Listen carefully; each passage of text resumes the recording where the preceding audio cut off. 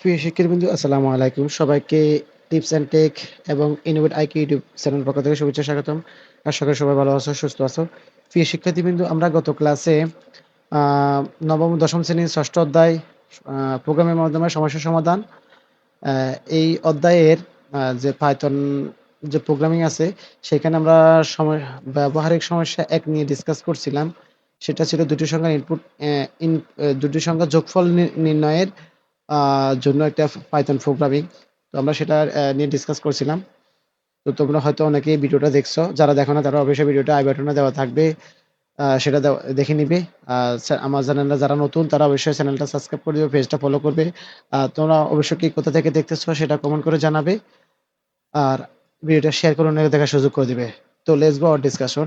আজকে আমরা ডিসকাস করব হচ্ছে ব্যবহারিক সমস্যা ৩ করব। তো ৩ টা হচ্ছে পাইথন ভাষায় একটি প্রোগ্রাম তৈরি করতে হবে যেটাতে কোনো নাগরিকের বয়স যদি ইনপুট দেওয়া হয়, তো সেটা ভোটে নির্বাচনে ভোট দেওয়ার জন্য সে উপযুক্ত কিনা তা যাচাই করবে। তো আমরা জানি আমাদের দেশে ১৮ বছর হলে ভোট দেওয়া যায়। তো সেক্ষেত্রে আমরা ১৮ বছরের উপরে যারা তারা ভোট দিতে পারবে।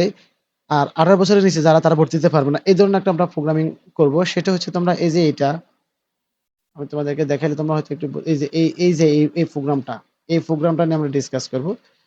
তো এই প্রোগ্রামটা কিভাবে লিখতে হয় বা ইয়ে করতে আমরা অ্যা অ্যা সেটা দেখতেছি। তো আমরা সেটার জন্য আমরা আমাদের কোড লেখার জন্য যে অ্যাপ্লিকেশন থনি নামে যে অ্যাপসটা আছে আমরা সেটা এখন রান করব। তো সেখান থেকে আমরা প্রথমত হচ্ছে আমরা একটা ভ্যারিয়েবল নিব। তো ভ্যারিয়েবলটা একটা মিনিংফুল ভ্যারিয়েবল নেওয়া বেটার।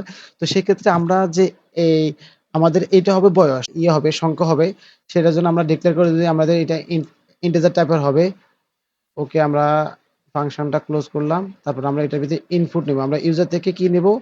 কোনো কিছু নিতে হলে সেটা ইনপুট নিতে হবে। আর এটার মধ্যে আমরা লিখব প্লিজ এন্টার ইউর প্রিন্ট করব। তারপর আমরা এখন লিখব ইফ ইফ যদি আমার এই যে আমি যে বয়সটা variable age greater than or equal, আমার এজটা যদি কি হয় 18 চাইতে 18 চাইতে কি 18 অথবা 18 চাইতে যদি বড় হয় তাহলে সে ভোট দিতে পারবে।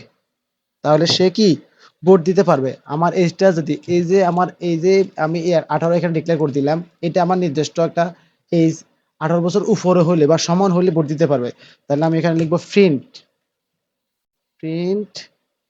ক্লোজ, এখানে আমি ডাবল কোটেশন লিখবো, এখানে লিখবো you are eligible for voting, you are eligible for voting. যদি এর নিচে হয় ইলস, যদি এর নিচে হয় তাহলে তুমি ভোট দেওয়ার যোগ্য না, ইউ আর নট এন্টার। এখানে অবশ্যই আমাদের সেমিকোলনটা ইউজ করতে হবে। এই যে এটা পরে সেমিকোলনটা ইউজ করবে। এখানে একটা লিখতে ভুল হলে এরর আসবে। তো আমি এই জিনিসটা কপি করে নিচ্ছি, এটাকে আমি কপি করলাম, দিলাম you are not you are not eligible for voting. Okay, আমার এই জিনিসটা হয়ে গেল, আমার প্রোগ্রাম লেখা শেষ। ঠিক আছে, আমি এখন রান করব। এই যে রান কমান্ড আছে, রান, আমি এখানে ক্লিক করলাম। এখানে লিখলাম প্লিজ এন্টার ইউর এজ, আমি দিলাম ধরো আমার বয়স দিলাম 16। তাহলে আমার এখন আসবে you are not eligible for voting. এখন আমার এখানে মানটা আসছে কত? 16। তো 16 যখন আসবে তার মানে হচ্ছে আমার এই যে ভ্যারিয়েবলের যে 16টা আছে এটা 18 সাথে কি নয়, বড় নয়। তার মানে এটা ফলস। যদি ফলস হয় তাহলে এখানে আসবে, আর ট্রু হলে এখানে আসবে। এখানে কন্ডিশনটা ফলস এবং ট্রু। যদি ট্রু হয় তাহলে এটার ভিতরে ঢুকবে, আর ফলস হলে এটার ভিতরে ঢুকবে। তার আমাদের যদি বয়সটা 16, তার মানে আমাদের ভোটের যোগ্য না। তার মানে আমাদের এই যে এই লাইনটা প্রিন্ট হবে। দেখো, you are not eligible for voting. আমি আবার রান কমান্ড দিচ্ছি। আমি যদি এখন যদি 21 দিই তাহলে আমি এখন যেহেতু এখন কন্ডিশনটা ট্রু তাহলে আমার এখানে ঢুকবে। তো আমি এখানে দিলাম এই যে সরি 23 দিলাম,